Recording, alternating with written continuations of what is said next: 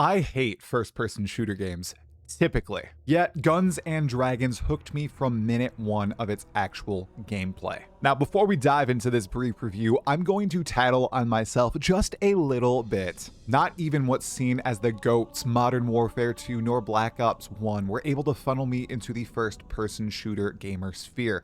These games never drew me in like Neverwinter Nights or Dungeons & Dragons Online did when I was younger. This game though, well, 29-year-old me thoroughly enjoys its gameplay, and I've been playing it every single night before bed, constantly saying, okay, just one more one. This is going to be the run that does it. And by the end of this very short video, my goal is to get you off YouTube and trying this game out instead of watching another video. That should always be the goal, right? To inspire action and not further consumption. Well, I hope I do that at least sometimes. Anyway, Guns and Dragons. This is a peculiar mix of genres. It's a first-person shooter crossed with a roguelike, but it can also be played in a party of up to 3 players. It is currently not released, but there's a 3 beta test ongoing, and I've spent several hours attempting to down the opening chapters. Here's why. First up, I am a big fan of the overall vibe. It's very cartoon fantasy. It almost reminds me of Eberron. You are wielding steampunk weaponry and fighting fantasy creatures. And the creatures themselves are all interesting, at least the ones in the opening chapter, which I have been unable to beat despite 5 hours of gameplay now. You're fighting goblins, zombies, slimes, but the goblins have variety. There are warrior goblins, assassin goblins, 2 different types of wizards. I've also battled an ogre and another mini boss. There's so much variety in this game that despite 5 different attempts so far across 5 hours of gameplay, I have not run into the same mini bosses or same environment and enemy combos twice. And this game isn't even fully released yet.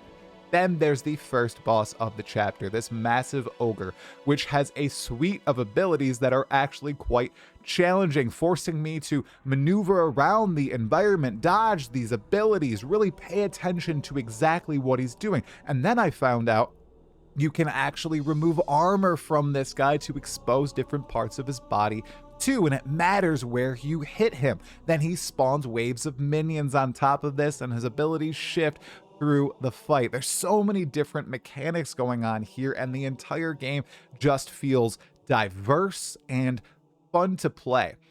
The big reason I never really liked first-person shooters is because the loop never got to me, and the vibes never got to me either. I am a big fantasy guy.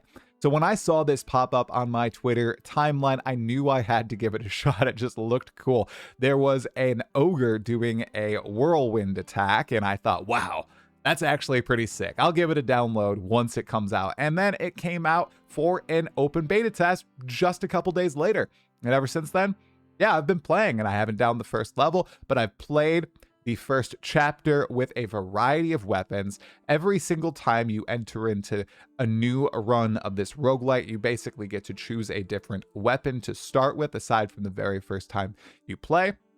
And these weapons definitely feel different. I've had the basic pistol that gets a little scope. I've had another one that gets this series of blasts that comes out of it very, very rapidly. And then I've tried with a shotgun where you just have 2 huge blasts that spew shrapnel in a cone and knock out monsters if you're in melee range with them. Then I've had essentially a bazooka that's a one-shot giga blast. All of them have felt good.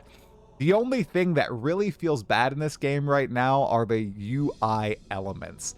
They're confusing at times. Upgrade paths don't make a lot of sense to me.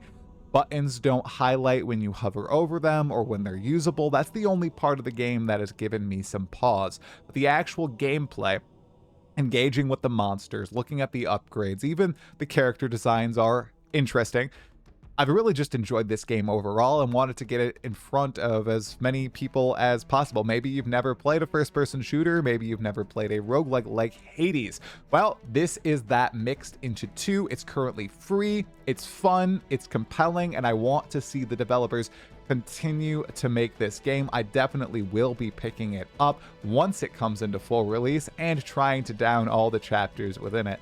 And I'm going to continue playing while it's free right now. The link to the Steam page is below if you'd like to give it a go. Let me know in the comments. Does this sound interesting to you? Were you as hooked as I was when you saw some of the gameplay? Love to hear your thoughts.